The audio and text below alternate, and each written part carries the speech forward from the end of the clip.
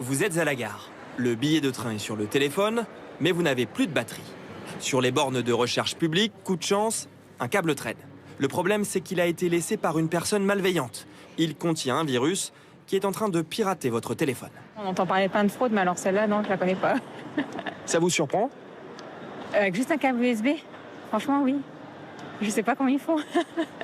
Comment un simple câble peut-il mettre en danger votre téléphone? La technique, Gaël, spécialiste en cybersécurité, la connaît bien. Il nous montre d'abord sur Internet les câbles en question, entre 30 et 200 € pièce. La plupart sont en rupture de stock, alors il en a reproduit un maison. Ce que l'on a dans le câble, c'est exactement la petite puce noire qui est ici et puis la même ici. Il prend un téléphone et simule une attaque. Via un programme informatique, le câble se connecte à Internet et envoie les photos du téléphone vers l'ordinateur de Gaël. On est ici sur une machine qui peut faire 1 millier d'actions par seconde. Et donc là, j'ai mis une pause d'1 seconde entre chaque action, mais dans la vraie vie, un battement de paupières suffit à exécuter une attaque.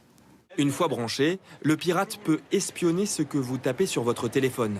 Il peut ainsi récupérer vos mots de passe, vos messages. Il peut également s'envoyer vos photos ou vos contacts pour ensuite, par exemple, vous demander une rançon. Et même si vous le débranchez, le programme pirate continue d'agir. Alors comment se protéger?